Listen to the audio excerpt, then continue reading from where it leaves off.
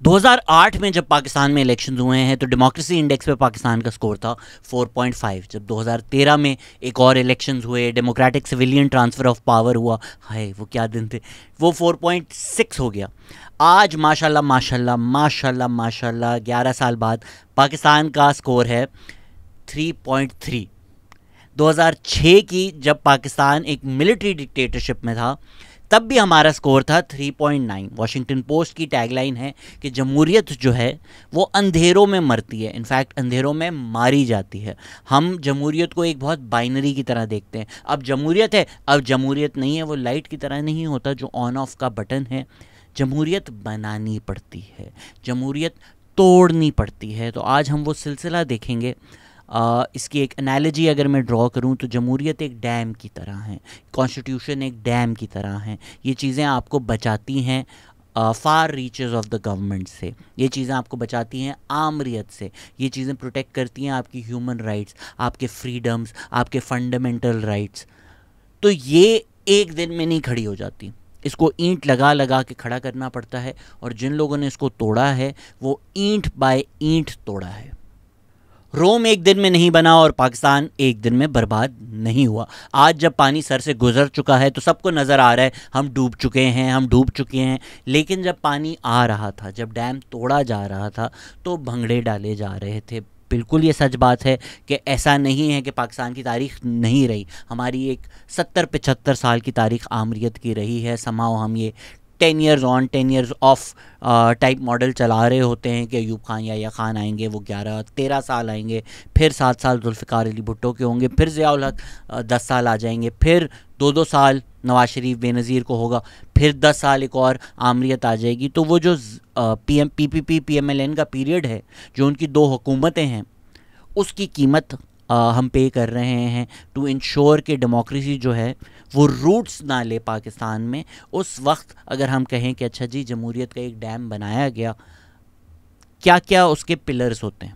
आज़ाद अदलिया, हम देखेंगे अदलिया आज़ाद हुई, थोड़ी ज़्यादा ही आज़ाद हो गई थी इफ्तिखार चौधरी में, वो उन्होंने भी थोड़ा एडजस्ट किया, टीथिंग पेन्स होते ही होते हैं। मीडिया आज़ाद हुआ, काफ़ी हद तक काफ़ी ज़्यादा बातें की जा सकती थी मीडिया में। इलेक्शंस हुए, 2013 का इलेक्शन हम देखें तो बनिस्बत 2018-2024 के इलेक्शन से जन्नती इलेक्शन लगता है comparatively. Civilian transfer of power हुआ, रूल्स ऑफ द गेम बनाए गए चार्टर ऑफ डेमोक्रेसी में कि भाई इस तरह करेंगे, इस तरह नहीं जाएंगे, इस हदों से पार नहीं जाएंगे। तो वो जो एक डैम बनाया जा रहा था, हमें बताया जा रहा था अच्छा हम एक जमहूरी मुल्क हैं, we were getting used to the idea कि यहाँ इलेक्शंस होते हैं, इलेक्शंस के थ्रू गवर्नमेंट्स आती हैं, गिराई नहीं जाती, प्राइम मिनिस्टर करे ना करे, हुकूमत जो है वो 5 साल पूरे करेगी। वो जो एक सिलसिला चल रहा था उसने खौफ पैदा किया इस्टेब्लिशमेंट में कि ये सिलसिला 2 दफ़ा तो हो गया, 2 दफ़ा और हो जाए तो फिर साडा की। तो वो जो फियर था, वो जो एक इनसिक्योरिटी थी, वो जो एक डर था, उसने बोला कि फिर इकॉनमी, डेमोक्रेसी, मुल्क सब साथ ले डूब। और पाकिस्तान में जब कुछ जमहूरी हो रहा हो या आवाम के लिए हो रहा हो तो ये खौफ पैदा हो जाता है। पहला कॉन्स्टिट्यूशन आया ही था कि अयूब खान ने मार्शल लॉ लगा दिया। जुल्फ़िकार अली भुट्टो पहले 1970 में जाकर इंडिया में शुरू में ही इलेक्शंस हो गए थे, हमारे 23 साल बाद जाकर एक इलेक्शन हुआ, इलेक्शन के रिज़ल्ट में मुल्क टूटा। उसके बाद एक डेमोक्रेटिकली इलेक्टेड पाकिस्तान का पहला प्राइम मिनिस्टर बना, उसको आपने लटका दिया। फिर 10 साल के ज़ियाउल हक के बाद 10 महीने में ऑपरेशन मिडनाइट जैकल कर दिया था बेनज़ीर के ख़िलाफ़, 18 महीने में गवर्नमेंट ही फारिग कर दी थी। उसके बाद चार्टर ऑफ डेमोक्रेसी करके 58(2) निकाला गया, प्रेसिडेंट की वो पावर निकाली गई, पाकिस्तान में पार्लियामेंट को स्ट्रेंथन किया गया, लॉज अब पार्लियामेंट से बनते थे, प्रेसिडेंट नहीं डिसाइड करता था, मुशर्रफ को थैंक यू वेरी मच किया गया, 18 अमेंडमेंट पास की गई, प्रोविंशियल ऑटोनॉमी दी गई, पावर्स डिवॉल्व हुई। देखें आपकी पार्टी इसके बारे में जो भी राय हो, हमें मसला ये है पाकिस्तान में कि भाई जो सेंट्रलाइज है पावर, वो वन यूनिटाइजेशन की वजह से ही ईस्ट पाकिस्तान टूटा था ना, कि भाई ईस्ट पाकिस्तान में बैठ के, इस्लामाबाद पिंडी में बैठ के आप कैसे मुल्क चला रहे हैं। तो 18th अमेंडमेंट ने फंड्स डिवॉल्व करके वो पावर ही ले ली फेडरल से। जब फंड्स होंगे ही नहीं तो फिर तुसी करोगे की। वही रोना है थ्रू आउट के यार फंड्स ही ले लिए सारे, NFC अवार्ड ज़रा चेंज करो। तो हम एक नॉर्मल मुल्क बनने की तरफ जा रहे थे, इसलिए हमारा जमहूरी स्कोर बढ़ रहा था। उस पर जो पहला अटैक हुआ, again things are not binary in Pakistan, things evolve, democracy is a process, एक सिलसिला है। मुझे कहा गया है कि हम अंग्रेज़ी में ज़्यादा इस्तेमाल करता हूँ, तो मैं अगर करूँगा तो मैं कोशिश करूँगा मैं उर्दू में भी वही बात समझाऊँ आपको। 2013 के इलेक्शन में क्या रिगिंग हुई होगी। 2013 के इलेक्शंस में खैबर पख्तूनख्वा में टेररिज्म भी बहुत ज़्यादा हुआ। कहीं किसी लिहाज से वो परफेक्ट इलेक्शन नहीं थे, पर after our experiences of 2018 and 2024 बेहतर थे। तो पहला जो वार किया गया वो डेमोक्रेसी का जो एसेंस है, इलेक्शन, सिर्फ इलेक्शन करना काफ़ी नहीं है डेमोक्रेसी के लिए, लेकिन इलेक्शन करना नेसेसरी है डेमोक्रेसी के लिए। तो पहला वार उस पर किया गया, उनको कंटेंशस बनाया गया, पहला सवालिया निशान डाला गया कि भाई ये तो रिग हुए, गवर्नमेंट की लेजिटिमेसी नहीं है, धरने दिए गए। अब वाजे है कि ISI के जनरल ज़हीरुल इस्लाम, ताहिरुल कादरी, इमरान खान लंदन में मिले, उन्होंने प्लान बनाया कि हम धरने देंगे गवर्नमेंट को कमज़ोर करने के लिए। उसमें भी देखें बाइनरी नहीं होती चीज़। ताहिरुल कादरी पहले भी आते थे, PPP के गवर्नमेंट में भी प्राइम मिनिस्टर को फारिग किया, उससे पहले धरने दिए, बार बार कहा 4 बजे तक का वक्त दे रहा हूँ मैं। वो कनाडा में ठंड हो जाती थी तो ताहिरुल कादरी की उम्र थोड़ी ज़्यादा है तो वो यहाँ आ जाते थे। अच्छा, उनका एक बॉक्स बना हुआ था इस्लामाबाद में, वहाँ चिल करते थे, पवेलियन बॉक्स उनका था वहाँ पर। तो इनका मकसद क्या होता है इन धरने करने का? इससे पहले जब मेमो गेट हुआ था, मेमो गेट में गवर्नमेंट तो नहीं गिरी ना, मकसद ये है कि गवर्नमेंट बड़ी कमज़ोर होगी, गवर्नमेंट बड़ी बैकफुट पे चली गई। मेमो गेट में भी वही जो इस्टेब्लिशमेंट की पार्टीज़ थी, PTI थी, इमरान खान थी, उन्होंने गवर्नमेंट को अटैक किया। इसी तरह धरने जब PTI दे रही थी, कहा गया एम्पायर की उंगली उठने, एम्पायर की उंगली उठने वाले। कौन है एम्पायर? जब एम्पायर की उंगली इधर चली जाती है तो क्या हो जाता है? आपको पवेलियन में वापस जाना पड़ता है। जो एम्पायर की उंगली से आ रहा है वही उंगली की बात कर रहा है ना, क्योंकि उसको पता है कि हम भी वैसे ही आए हैं, हम भी पेले गए हैं, आप भी पेले जाओगे।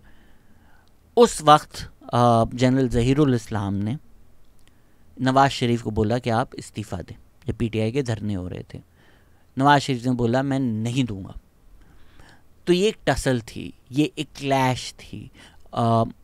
राहिल शरीफ को एक्सटेंशन चाहिए थी, नवाज़ शरीफ ने रिफ्यूज़ की। अगर उस टाइम जो लोग मीडिया फॉलो कर रहे थे उनको याद होगा कि एक PR कैंपेन चल रही थी एक्सटेंशन की राहिल शरीफ की, साथ साथ शहरों में पोस्टर्स लगे हुए थे कि राहिल शरीफ ना जाओ। कामरान खान रोते हुए प्रोग्राम्स कर रहे थे, अब तो रुक जाओ राहिल शरीफ, अब तो रुक जाओ। उस वक्त नवाज शरीफ ने रिफ्यूज़ की एक्सटेंशन।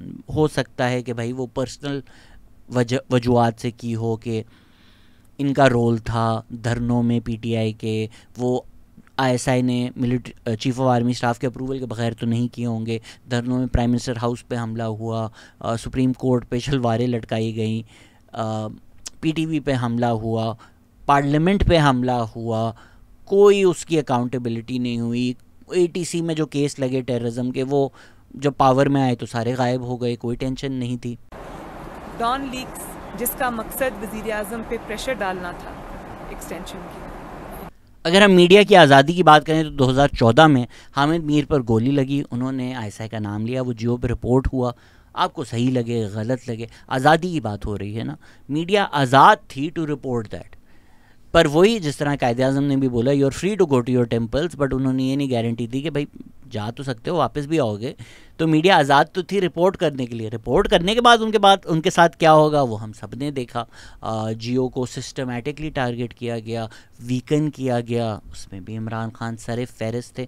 तो ये धरने दिए गए, मीडिया के ऊपर अटैक्स हुए, इसने मिलिट्री इस्टेब्लिशमेंट को स्ट्रेंथन किया। धरनों के बाद धरनों ख़त्म ही APS की वजह से हुए, तो एक मुल्क में फ़िज़ा भी थी कि भाई हमें बदला चाहिए। तो मिलिट्री के पास वैसे ही मैंडेट आ चुका था, वैसे ही गवर्नमेंट उनके ख़िलाफ़ नहीं जा सकती थी, बिकॉज़ जब टेररिस्ट अटैक्स होते हैं, दहशत गर्दी होती है, उसके बाद ह्यूमन राइट्स, डेमोक्रेसी, ये सारी जो चीज़ें होती हैं लोग भूल कर वेंजेंस, रिवेंज, वो जो हमारी बेस इंस्टिंक्ट्स हैं, एनिमलिस्टिक इंस्टिंक्ट्स हैं, वो सारी बाहर आ जाती हैं। तो जो मिलिट्री ऑपरेशन की एक डिबेट चल रही थी कि किस तरह होगा, क्या होगा, वो APS के बाद बिल्कुल ख़त्म हो गई। मिलिट्री जो उस वक्त राहिल शरीफ चाहते थे मिलिट्री ऑपरेशन करना, वो उनको पूरी की पूरी इजाज़त दे दी गई। साथ ही साथ 21st अमेंडमेंट आई, 21वीं अमेंडमेंट आई, उसमें मिलिट्री कोर्ट्स बनाए गए। अनअपोज्ड 21वीं अमेंडमेंट आई तो सारी पार्टीज़ जो हैं, PPP, PTI, सारी पार्टीज़ अनअपोज्ड आए भाई, वो सब इसमें इन्वॉल्व थी। 6 जजेस थे जिन्होंने बोला कि भाई ये कॉन्स्टिट्यूशन के ख़िलाफ़ है। जो सिविलियंस हैं उनका एक फंडामेंटल राइट है कि आप जुडिशरी के पास जा सकते हैं जस्टिस लेने के लिए। वो हक आप जुडिशरी से लेके मिलिट्री को अगर दे रहे हैं, वो कॉन्स्टिट्यूशन का बेसिक स्ट्रक्चर जो है उसके ख़िलाफ़ जा रही है। पर वो वक्त ऐसा था कि उस वक्त ऐसा कोई डिस्कशन नहीं हुआ मीडिया लेवल पे, मास लेवल पे, और 21वीं तरमीम आ गई, मिलिट्री कोर्ट्स बन गए, सिविलियंस का ट्रायल शुरू हो गया मिलिट्री कोर्ट्स में। I found it to be a state within a state. I was the Prime Minister of Pakistan.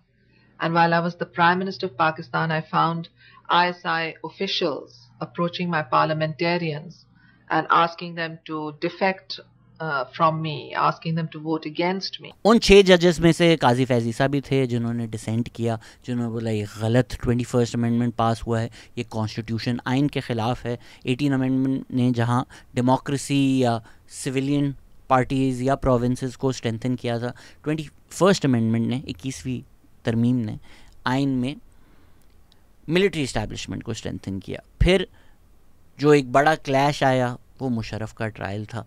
Courts, judiciary, government चाहती थी कि मुशर्रफ का ट्रीज़न केस में ट्रायल हो। कहीं ना कहीं मीडिया के भी लोग चाहते थे, भले वो खुलकर ना बोल सकते हों बिकॉज ऑफ रिस्ट्रिक्शंस, पर ये चीज़ खुलकर डिस्कस की जा रही थी।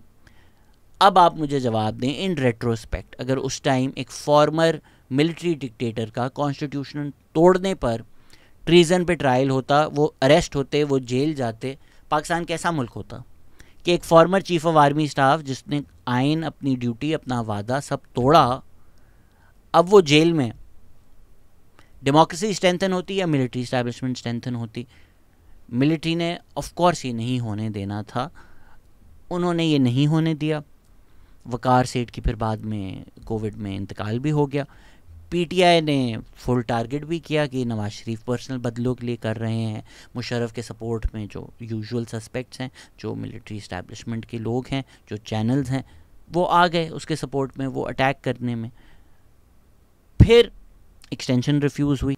इरफान सिद्दीकी ने कहा है कि भाई नवाज शरीफ को ऑफ़र की गई थी कि आप पैनामा लीक्स वाला केस जो है ना वो गायब हो जाएगा, आप राहिल शरीफ को एक्सटेंशन दे दें। नवाज शरीफ ने नहीं दी। नवाज शरीफ ने जनरल कमर जावेद बाजवा को बना दिया चीफ ऑफ आर्मी स्टाफ। उनको लगा साडा बंदा सी, ये नवाज शरीफ गलती बहुत दफ़ा कर चुके हैं। जुल्फ़िकार भुट्टो की जो गलती थी वो ये थी कि उन्होंने अकाउंटेबिलिटी नहीं की मिलिट्री की पोस्ट 1971, तो वहाँ पर एक जो ग्रेट रीसेट हो सकता था वो नहीं हुआ। कुछ ही सालों बाद उसी इंस्टीट्यूशन ने जुल्फ़िकार भुट्टो को फांसी दे दी थी। तो नवाज शरीफ को भी लगा कि यार कमर जावेद बाजवा मेरे जानने वालों का रिश्तेदार है, हो जाएगा। बट वो military as an institution had decided कि नवाज शरीफ के साथ हम नहीं चल सकते। ये भी कहा गया कि शहबाज शरीफ को ऑफ़र दी गई कि अगले इलेक्शन में आपको प्राइम मिनिस्टर बना देंगे, माइनस नवाज कर दें। शहबाज शरीफ ने उस वक्त मना कर दिया। और जो उस वक्त बहुत बड़ा वाक़या हुआ वो डॉन लीक्स था। Again notification rejected type tweets आई। डॉन, जियो, 2 बड़े इदारे हैं आपके मीडिया के। अगर हम कहते हैं मीडिया की आज़ादी एक पिलर है जिस पे जमहूरियत रेस्ट करती है, पाकिस्तान के जो दो सबसे बड़े मीडिया के इदारे हैं वो जंग है और डॉन है। सिस्टमेटिकली दोनों को तोड़ा गया, दोनों को बर्बाद किया गया, दोनों को टारगेट किया गया। PTI इमरान खान सर फहरिस्त थे ये करने में। मिलिट्री ने किया, जो जर्नलिस्ट थे उनको टारगेट किया गया। उसके बाद कई जर्नलिस्ट को, जनरली भी होता रहा है पाकिस्तान में, उसके बाद भी होता रहा है, उठाया गया, टारगेट किया गया, हरास किया गया। तो उसके बाद the media fail in line. तो 2017 तक आपने एक democratically elected popular prime minister को पूरे सिस्टम ने मिलकर हटाया। इमरान खान अब कहते हैं जनरल बाजवा ने GIT में लोग भेजे मिलिट्री के ताकि वो नवाज शरीफ को हटा सकें। साकिर निसार जो आए जुडिशरी में, he was completely in bed with the one page establishment. तो जुडिशरी आपके साथ, मिलिट्री आपके साथ, इमरान खान पॉलिटिकल ऑपोजिशन आपके साथ, वो एक प्रोविंस में गवर्नमेंट में भी हैं। मीडिया जो है वो बिल्कुल ही कंट्रोल्ड, क्योंकि आपने उनके खिलाफ इतनी कैंपेन्स चलाई। उसी दौरान एक ब्लास्फेमी कैंपेन भी चल रही थी, ये किसी को शायद याद ना हो, अमजद साबरी की कवाली के ऊपर। ये जो गेम्स खेले जाते हैं ना, इसकी हम बड़ी प्राइज़ देते हैं, बिकॉज अमजद साबरी साहब को बाद में गोली भी लगी। तो आवाम जो है ना वो रियलाइज़ भी नहीं करती कि ये जो गेम्स खेले जा रहे हैं, जो वेपन्स यूज़ किए जा रहे हैं, उसके बाद हमारे साथ क्या होगा। पाकिस्तान में एक जगह है जहाँ हिंदू मेजॉरिटी है, वो उमरकोट है। कल उमरकोट में एक डॉक्टर पे ब्लास्फेमी लगाई गई, जिसके नतीजे में लोगों ने जमा होकर एक पुलिस मोबाइल जलाई। आज हड़ताल की गई है उमरकोट में। हिस्टोरिकली, क्लासिकली, ट्रेडिशनली बलूचिस्तान और सिंध ज़्यादा प्रोग्रेसिव रहे हैं, रिलीजियस एक्सट्रीमिज़म कम रहा है, माइनॉरिटीज़ ज़्यादा सेफ़ रही हैं पाकिस्तान में बनिस्बत खैबर पख्तूनख्वा और पंजाब। तो ये जो नैरेटिव्स हैं अब ये सीप इन कर चुके हैं। ये उमरकोट जैसी जगह में भी इतना ज़्यादा हो रहा है, खुलकर हो रहा है। अब ये नहीं हम सोचते कि TLP क्यों बनाई गई थी, फैज़ाबाद का धरना क्यों दिया गया था। जाकर आप 10 की टेक अवेज़ काजी फैज़ ईसा के फैज़ाबाद धरना वाले जजमेंट में डॉन में आर्टिकल आया था, पढ़ लें, आपको पता चल जाएगा कि किन इदारों का रोल था, क्यों बनाई गई थी। पंजाब में PMLN का वोट बैंक तोड़ने के लिए बनाई गई थी, PTI को इलेक्ट करने के लिए बनाई गई थी। अब TLP क्या है और हम उसकी क्या कीमत दे रहे हैं और सोसाइटी में उसका क्या इम्पैक्ट आया, फ़र्क नहीं पड़ता, क्योंकि उस टाइम जिनको हैंडसम प्राइम मिनिस्टर चाहिए था वो उनको मिल गया। साकिर निसार और बाकी रिटायर्ड ऑफिसर्स हैं वो तो दुनिया भर में ऐश ही कर रहे हैं ना, उन्होंने तो बहुत पैसा कमा लिया। इसी तरह पीका लॉ भी पास किया गया, वो again in the wake of terrorism, in the wake of APS Nawaz Sharif PMLN ले तो आए उसको। इमरान खान ने फिर उसको और स्ट्रेंथन कर दिया और कल ही शहबाज शरीफ कह रहे हैं हम इसको और स्ट्रेंथन करेंगे।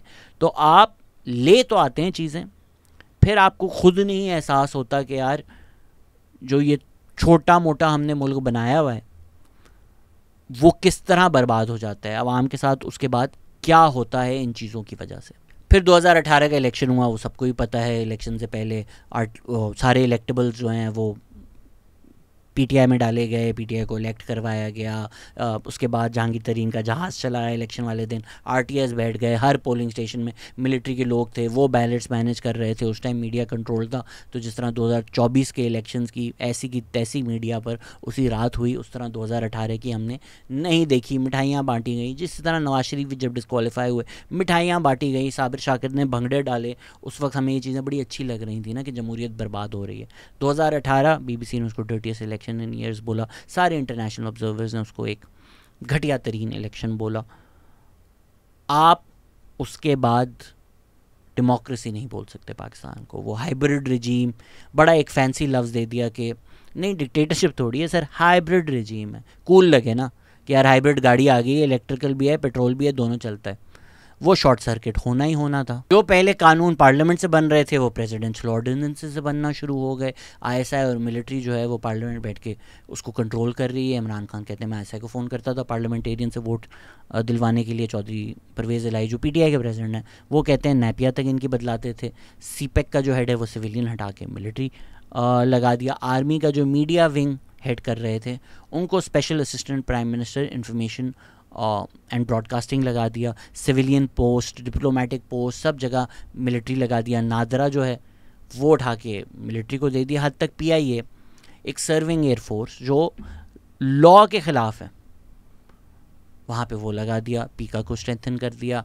कई ऐसे ऑर्डिनेंसेस आए, काजी फैज़ ईसा ने फैज़ाबाद का धरना दिया तो उनके खिलाफ रेफरेंस दे दिया, उनको हर जगह खींचा गया, जर्नलिस्ट को उठाया गया। PTM के लीडर्स हैं उनको मारा गया, PTM को प्रोटेस्ट करने पे गद्दार बोला गया, हद तक हज़ारा को ब्लैकमेलर्स बोला गया। स्टूडेंट्स जो प्रोटेस्ट कर रहे थे उन पर सेडिशन चार्जेस लगाए गए। तो जो एक डैम बन रही थी डेमोक्रेसी की, अगेन आपको सिमिलर वाक़ये मिल जाएंगे। और स्पेशली जो लोग बलूचिस्तान में रहते हैं दिल भी लाइक हमारे यहाँ तो कुछ भी नहीं बदला। तो कॉन्स्टिट्यूशन, डेमोक्रेसी, हर चीज़ें पाकिस्तान में परफेक्ट नहीं है। बट अगर वही डैम की मिसाल ले लें तो कहीं ना कहीं प्लास्टर फटा हुआ था जहाँ से पानी निकल जाता था, कहीं ना कहीं दीवार इतनी ऊपर नहीं थी कि पानी बढ़ जाए तो पानी फिर भी गांव में आ रहा है और गांव डूब रहा है। तो आपकी ज़िंदगी मुश्किल ज़रूर थी, पर यार कुछ एक डैम का स्ट्रक्चर था। वो 2018 की जो हाइब्रिड रजीम थी ना, उसने ईंट बाय ईंट तोड़ा। जो सिविलियन इदारों ने ना अपनी औकात बनाई थी, वो जुडिशरी हो, वो औकात ज़ीरो कर दी। साकिब निसार ने बोला सर पूरी जुडिशरी आपके लिए खुली हुई है, जो आप बोलेंगे उनकी, अगर आप जिस तरह वो बात करते हैं, जो ऑडियो लीक्स हुई है, आपको अंदाज़ा हो जाएगा कि किस तरह सुप्रीम कोर्ट उस टाइम चल रहा था। मीडिया जो था, जो थोड़ा बहुत आप बोलेंगे ज़्यादा ही फ्री हो गया था, वो इसी तरह ज़्यादा ही फ्री हो गई आजकल जुडिशरी। तो वो ज़्यादा ही फ्री जो मीडिया हो गया था आपकी नज़र में, उसकी टांगें तोड़ दी गई, डॉन की टांगें तोड़ दी गई। डॉन जो जिस तरह की रिपोर्टिंग कर सकता था वो भी खौफज़दा हो गया। कोशिश ज़रूर की उन्होंने, बाकियों ने तो वो भी नहीं की। मीर शकील उर रहमान को भी आपने उठाकर जेल में डाल दिया।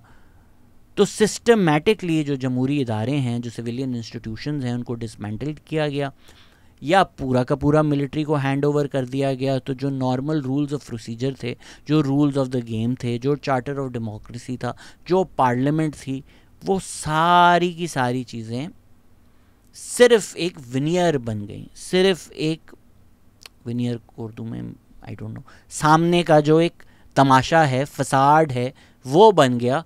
उसके पीछे जो सारी गवर्नमेंट चला रही थी, अब इमरान खान भी आकर क्या बोलते हैं कि यार मैं तो पपेट था, रियल सुपर किंग बाजवा के पास सारी। तो क्यों आप पपेट बनकर बैठे रहे भाई? क्यों नहीं आपने मुल्क को आकर बताया कि यार सारी जो गवर्नमेंट है हर चीज़ ये चलाते हैं, उस टाइम जो गलत हुआ पीटीआई कहती है इन्होंने किया। तो क्यों इनको इतना एम्पावर किया कि वो ये कर सकें? और ये बहुत अच्छा चलता और ये पार्टी हमेशा चलती अगर वो पर्सनल क्लैश ऑफ ईगोज़ उसमें नहीं आ जाते। अब तो सबको पता है जनरल बाजवा को एक्सटेंशन चाहिए थी, जनरल फैज़ को चीफ़ ऑफ आर्मी स्टाफ बनना था, इमरान खान ने चीफ़ ऑफ आर्मी स्टाफ उनको बनाना था। उसकी वजह से उनके मसले मसाइल शुरू हुए, वोट ऑफ नो कॉन्फिडेंस हुआ। Vote of no confidence parliamentary proceedings, constitution, हर चीज़ का हिस्सा है। अगर मिलिट्री ने फोर्सफुली PMLQ MQM को PTI के साथ जोड़ा हुआ था क्योंकि वो उनका लाडला था, वो उन्होंने सपोर्ट हटाया तो गवर्नमेंट गिर गई। ये अनडेमोक्रेटिक नहीं है।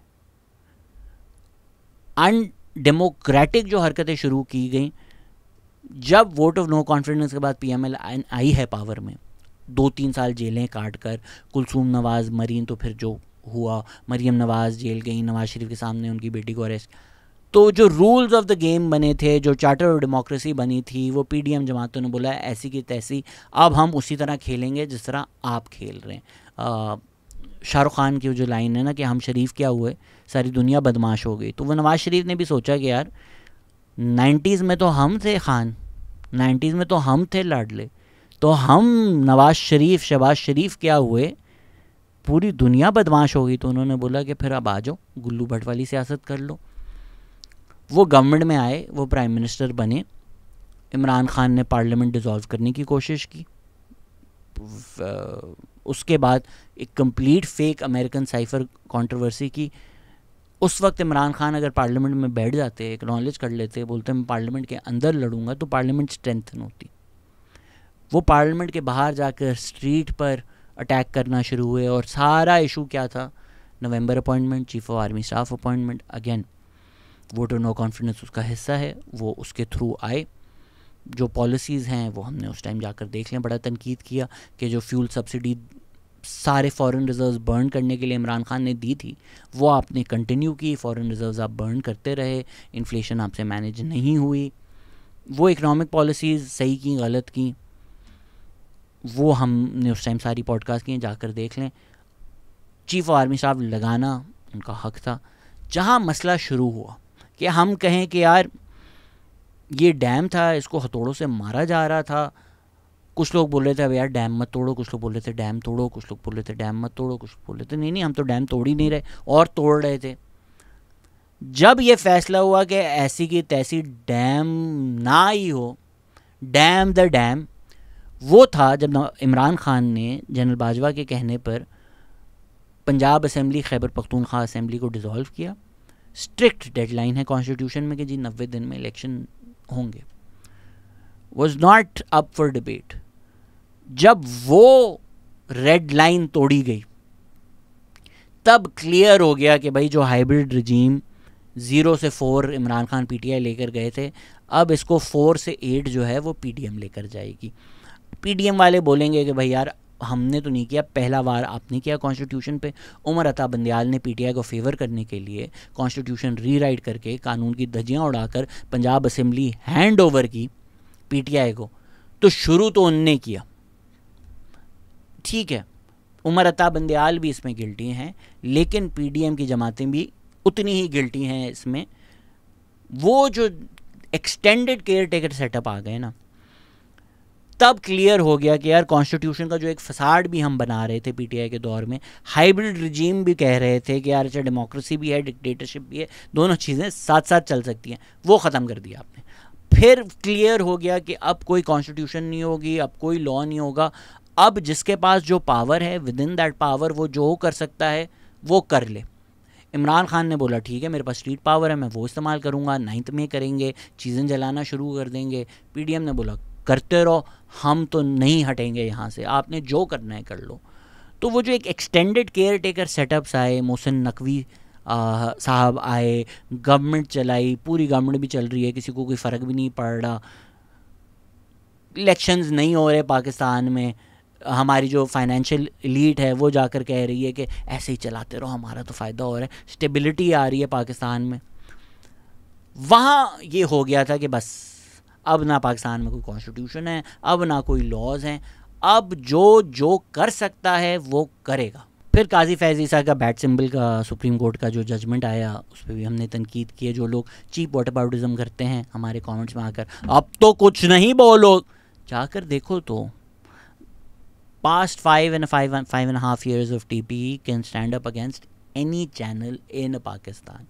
मैं नाम लेके गालियाँ नहीं देता क्योंकि ए मुझे मरने का शौक़ नहीं है, बी मुझे कोई फ़ायदा भी नहीं उसमें नज़र आता। अगर आप एक ज़ातियात पे उतर कर किसी चीफ़ जस्टिस को, किसी चीफ़ को गालियाँ देते हैं तो ऐसा नहीं है कि यार ये ले गया, ये देखा कितना खुलकर इसने खेला। आप अमेरिका में बैठे डॉलर्स कमा रहे हैं, वहाँ इज़राइल का नाम ले लें तो आप यूँ हो जाते हैं कि आपको मरते हुए बच्चे नहीं नज़र आ रहे होते, तो आप कोई हक सच अदल के लिए नहीं खड़े हुए, आप डॉलर्स कमा रहे हैं, आपको पता है सबसे आसान है, आप दें गालियाँ, आप वाह लें, लोगों की चीप लाइक्स लें। कुछ ऐसा नहीं हुआ पीटीआई के अगेंस्ट पिछले 2 सालों में जिस पे हमने ना पॉडकास्ट बनाई हो, जिसको हमने खुल के ना तनकीद किया हो। अरशद शरीफ के बाद मर्डर के बाद आप हमारी पॉडकास्ट देख लें, 9th में के अराउंड हमारी पॉडकास्ट देख लें, आप इमरान खान के अरेस्ट के अराउंड देख लें, जो लोग उठाए गए हैं उसके अराउंड देख लें। जस्ट बिकॉज मैं कम्प्लीटली पीटीआई का जो बयानिया है वो जी सर नहीं करता। 9th में मैं इन्वॉल्व थी, पीटीआई ऑफ कोर्स इन्वॉल्व थी। 9th में के बाद आपने human rights, fundamental rights respect करे बगैर लोगों को उठाया, गलत किया, बिल्कुल गलत किया। लोगों के घरों में घुसकर उठाया गया, बिल्कुल गलत किया।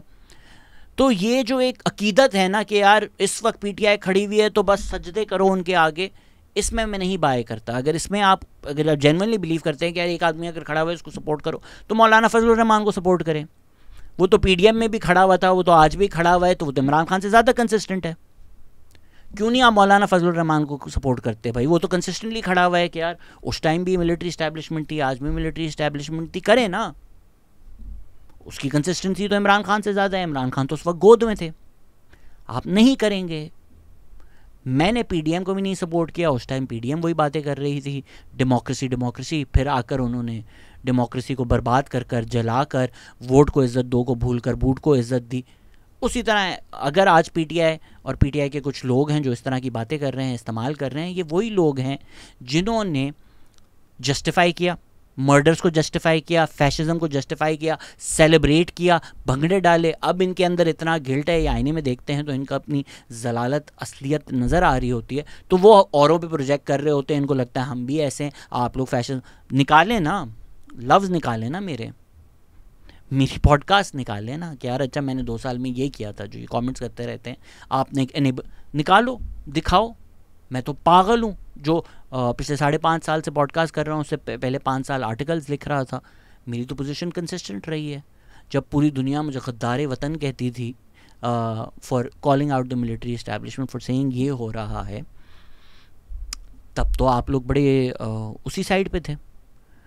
तब जब मैं कह रहा था डैम टूट रहा है भाई, डैम टूट रहा है, रोक लो, आप लोग बड़े खुश हो रहे थे कि डैम टूट रहा है। या आप लोग ठंड में सो रहे थे। 2024 में आप लोग जागे, अनप्रेसिडेंटेड है हर चीज़, तो आप लोगों को लगता है कि आप मुझे गालियाँ दे सकते हैं।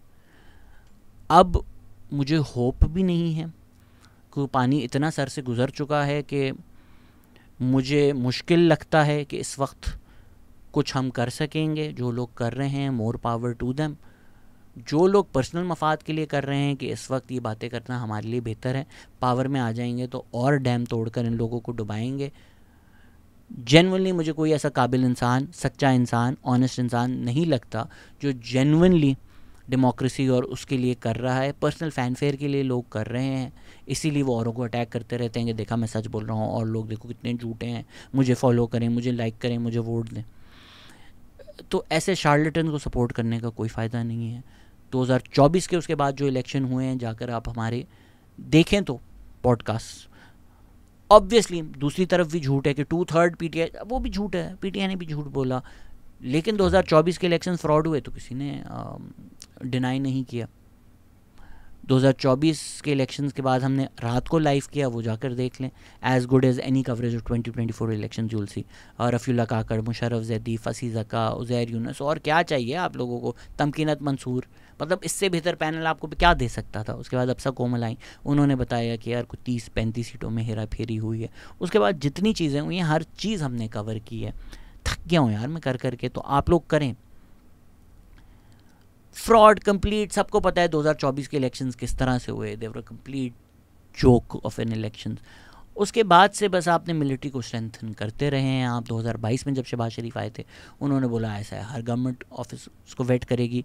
तो जो सिलसिला है, अगर हम कहें 2008 से 2017 तक डेमोक्रेसी की ईंटें डाली जा रही थी, 2017 से लेकर 2024 तक वो ईंटें तोड़ी गई हैं।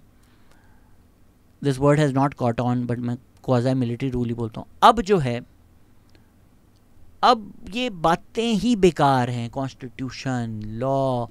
अब हम उस इन्वायरमेंट में है ही नहीं। अब हमने एक्सेप्ट कर लिया है कि भाई आप और मैं बाहर जाएंगे तो गले तक तो पानी होगा।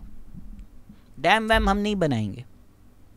वो 10-10 रुपए देकर हमने कोशिश कर ली, डैम वैम नहीं बनेगा, अब पानी होगा। अब हम बोलते हैं यार सांस तो लेने दो, गर्दन तक पानी रखो। तो अब सबको पता है, अब मेरे कोई पॉडकास्ट बनाने का, आपको समझाने का कोई फ़ायदा नहीं है। जो वक्त था रोने का वो मैं रोने डाल दिया अपने। I don't want to be that guy to constantly be like I told you so, I told you सो।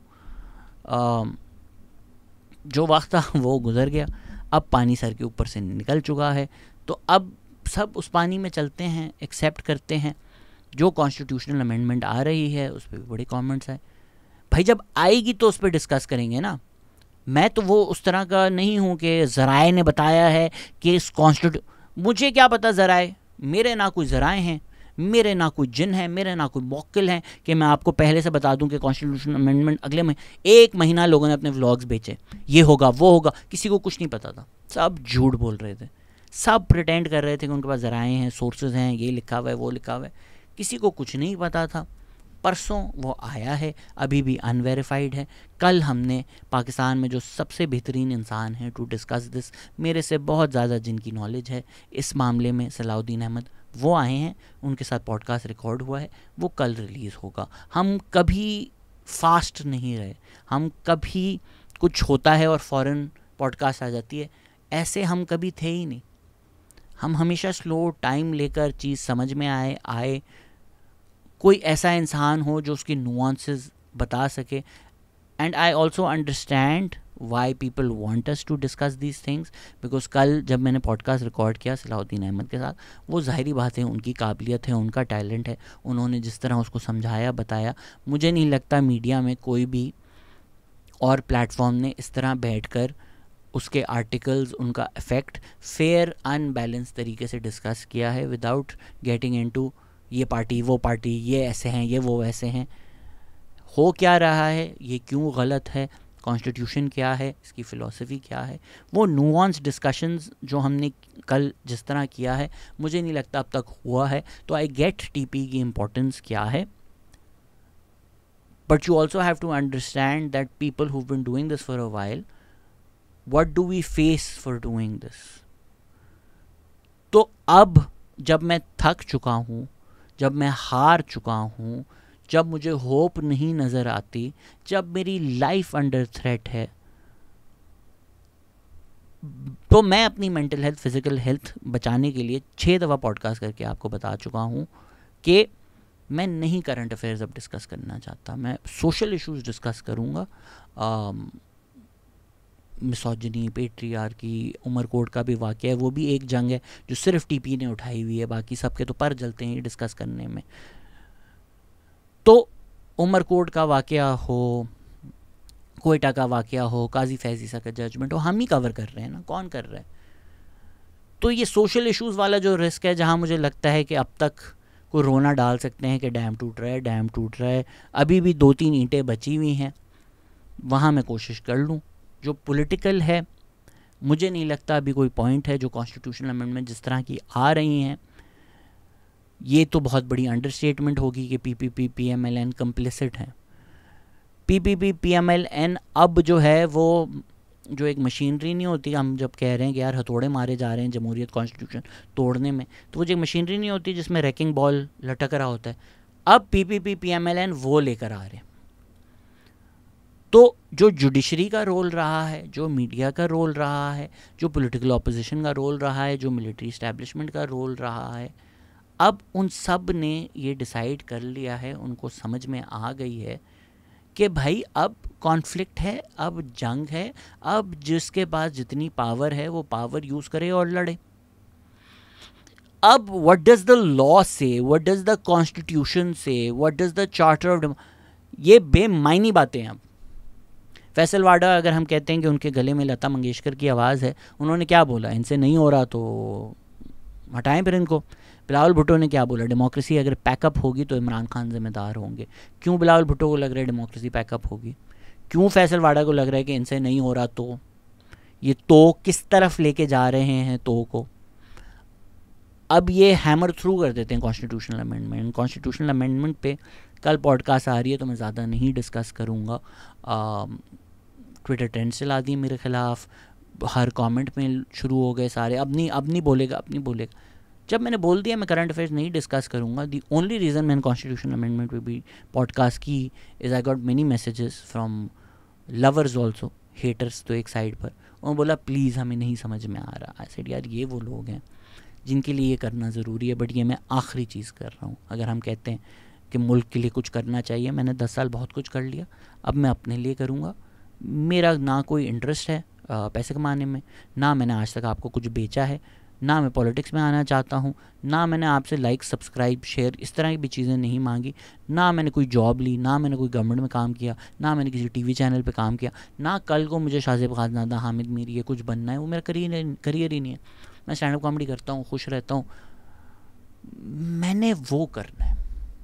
मैंने आपको एक पूरी टाइमलाइन दे दी है कि आज जहाँ हम पहुँचे हैं, हम कैसे पहुँचे हैं, क्या क्या हुआ है। अगर आपने अनरेवल करना है तो वो पीस बाय पीस वापस ईंटें लगानी होंगी। मैं नहीं लगा रहा, आप लोग जाकर लगाएं। We are entering a very very dangerous time. We are entering a time where these ideas, constitution, parliament, law, these are just fluff. Constitution जब आप बदलना शुरू करते हैं ना, तो फिर उसकी कोई अहमियत नहीं रहती। पार्लियामेंट को जब आप तोड़ना शुरू करते हैं, फिर उसकी कोई अहमियत नहीं रहती। तो कॉन्स्टिट्यूशन पिछले कुछ साल इतना डिसरिस्पेक्ट किया गया है सब जमातों से, जुडिशरी से, मिलिट्री इस्टेब्लिशमेंट से, कि अब जो आप चाहें उसमें कर लें।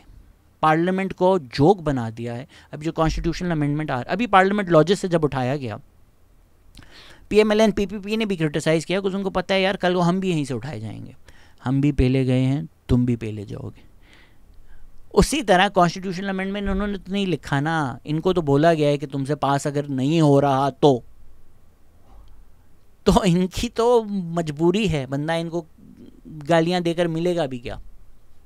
ये फ़र्क है पीडीएम और पीटीआई में। मिलिट्री रूल का पॉलिटिकल विंग, पॉलिटिकल फ्रंट है, पीडीएम बिल्कुल है। कंप्लिसिट से ज़्यादा है, बिल्कुल है। डेमोक्रेसी इस वक्त बर्बाद कर रही है, बिल्कुल कर रही है। क्या मिलिट्री इस्टेब्लिशमेंट के लाडले हैं? बिल्कुल नहीं है। पीपीपी तो कभी भी नहीं थी। मैरिज ऑफ कन्वीनियंस है, 90s में पीएमएलएन थी, वो भी अब नहीं है। नवाज शरीफ उनको पता है कि हम कभी इसके साथ काम नहीं कर सकते। मैरिज ऑफ कन्वीनियंस है, सर्वाइवल उनको पता है हम लोगों का साथ है, इसलिए वो साथ चला रहे हैं। वो जब ज़रूरतें एक दूसरे की ख़त्म होंगी तो वो ख़त्म हो जाएगा। इसीलिए आप देखेंगे कि जो पुराने आईएसआई के पालतू हैं, जो आज तक पालतू हैं पर आपको लगता है कि नहीं हैं, वो गवर्नमेंट को गालियां देते हैं, वो गवर्नमेंट को बुरा भला बोलते हैं। इमरान खान के time it was same page, one page, कि इमरान खान की भी नहीं तनकीद हो सकती, पीटीआई की भी नहीं तनकीद हो सकती, क्योंकि ये हमारे हैं। ये मैटर नहीं करता कि है, ये मैटर करता है कि हमारा लड़का है। ये एक्सटेंड कर्टेसी शहबाज शरीफ, बिलावल जरदारी, नवाज शरीफ, इन लोगों के लिए नहीं है। इनको आप जो चाहें खुलकर बोल सकते हैं, सब बोलते हैं, इसलिए मुझे बोलना कोई ज़रूरी नहीं लगता। Now the times that we are entering are very dangerous. अगर ये कॉन्स्टिट्यूशनल अमेंडमेंट जो है ये रैम थ्रू कर देते हैं, कोर्ट्स जो है वो उसको स्ट्राइक डाउन कर देंगे, पार्लियामेंट अगर बोलेगी हम रिस्पेक्ट ही नहीं करते, आप कर दो स्ट्राइक डाउन, हम तो करेंगे, तो क्या होगा इस मुल्क में? तो जो सिलसिला शुरू हुआ है, जिस तरह की पॉलिटिक्स हुई हैं, जिस तरह की हरकतें की गई हैं, वो अब हम एक ऐसे मोड़ पर ले आए हैं where we are headed towards a clash, and if saner minds and mind don't prevail, then the times that we are entering are much more dangerous than the times we've lived in. And at a time for in a time for crazies, one should sit back. Purge जब चल रहा हो ना, purge एक अंग्रेज़ी film का concept है कि यार ये 4 घंटे हैं, इसमें आपने जो करना है कर लें, कोई लॉज नहीं अप्लाई होंगे, तो घर में ना ताले बंद करके बैठ जाना चाहिए, अनलेस आपने भी जाकर किसी का कत्ल करना है। तो ये पर्ज का वक्त आने वाला है। ऐसे वक्त में गेहूं के साथ घिस हम बेचारे भी ना पिस जाएं। मेरा कोई शौक़ नहीं रेवोल्यूशनरी बनने का, क्रांतिकारी बनने का। मैं खामोश बैठूंगा, मैं देखूंगा, मैं एंजॉय करूंगा, मैं स्टैंड अप कॉमेडी करूंगा। करंट अफेयर्स से हम तौबा कर रहे हैं। वक्त मिला कभी और मौका मिला और ज़िंदा रहे तो मैं आपको बताऊंगा कि पिछले कुछ साल हमने क्या फेस किया है। जो लोग कहते हैं इस पे बोलो, उस पे बोलो, अब नहीं बोलोगे, आप लोगों के मुंह में ज़बान नहीं है। आप लोगों को दूध भी पिलाना है तो घर पे मैं आके आप लोगों को पिलाऊं। आप लोगों की न्यूट्रिशन प्रोग्राम मैं शुरू कर देता हूँ। बनाओ चैनल, बोलो। जो लोग हमें फॉलो कर रहे थे ये सोच कर के यार करंट अफेयर्स हमें इंटरेस्ट है, पॉलिटिक्स इंटरेस्ट है, सर हज़ारों चैनल्स हैं, थैंक यू सो मच, आप लोगों ने सब्सक्राइब किया, थैंक यू सो मच। मैं अपनी लाइफ नहीं रिस्क कर सकता ये सब डिस्कस करते हुए। मैंने आपको 10 साल सब कुछ बता दिया है। Now our podcast will be on social issues. There is a lot happening in Pakistan other than these elite status quo intra-establishment conflicts and clash of egos that I'm not personally also interested in. अभी उमरकोट में हो रहा है, कल Israel ने Lebanon में pagers में bomb डालकर एक्सप्लोड कर दिया। अब ये एक टेक वॉरफेयर की तरफ जा रहे हैं। अब कोई इंटरनेशनल इंसान बुलाऊँ मैं जो उसकी इम्प्लिकेशंस आपको समझा सके कि यार अभी हमारे सबके पास आईफोन्स हैं, कल को अगर जंग हो और अमेरिका के पास ये कैपेबिलिटी हो कि हम सबके आईफोन वो फाड़ सके, इवन दो लेबनान के केस में it's not a remote detonation through software hack, वो उन्होंने शिपमेंट को जो है उसको रोक कर उन डिवाइसेस में एक्सप्लोसिव्स डालकर इस तरह एक्सप्लोड किया है। बट वो मार्केट में, सुपर मार्केट में, हर जगह एक्सप्लोड हुए हैं, हज़ारों इंजरीज़ हुई हैं। इस तरह के टेक वॉरफेयर एरा में अगर हम जा रहे हैं तो मेरे ख्याल से वहाँ पे अब मुझे रोना शुरू कर देना चाहिए कि भाई यार दी एंड इज़ नियर। वो वाला डैम भी तोड़ा जा रहा है। ये जो टेक्नोलॉजी है ये अब हमारे ख़िलाफ़ ही इस्तेमाल होगी। पेजर्स में अगर ये हो रहा है तो इलॉन मस्क आपके दिमाग में जब चिप प्लांट कर देगा तो तब क्या होगा। So that is what will be happening in TPE. A lot more social issues, a lot more fun podcast, a lot more comedy podcast. और मैं अभी रियलाइज़ कर रहा हूँ पिछले 5-10 मिनट से मैं अंग्रेज़ी बोल रहा हूँ। शुक्रिया सुनने के लिए। शुक्रिया समझने के लिए। पढ़ें, तहकीक करें। तारीख़ में अगर आपका इंटरेस्ट है, सोशल इश्यूज़ में अगर आपका इंटरेस्ट है, फ़न कॉन्वर्जेशन अगर आप सुनना चाहते हैं, हिस्ट्री के बारे में पॉडकास्ट सुनना चाहते हैं, एजुकेशन के बारे में सुनना चाहते हैं, एनवायरनमेंट, एजुकेशन, इकॉनमी, ये सब चीज़ें होंगी TPE पे। पॉलिटिक्स स्पेशली वो चीज़ें जिसमें अब ये सारी चीज़ें जो मैंने आज की पॉडकास्ट में डिस्कस की हैं, जान जाए पर जुमला ना जाए, बनाता रहता हूँ मैं, फिर भी ये चीज़ें मैंने नहीं डिस्कस करनी बिकॉज़ मैंने नहीं मरना। अब जो वक्त आने वाला है वो बहुत मुश्किल है, वो बहुत सख्त है, वो बहुत डेंजरस है। जो लोग जेन्युइनली लड़ रहे हैं, मोर पावर टू यू। जो आप चाहते हैं आपको सपोर्ट करने के लिए मैं कर लूँगा, मैंने नहीं लड़ना। Thank you so much for watching. Thank you so much for being a part of the TPE journey for the past 10 years. I hope you understand that I deserve a rest. Thank you.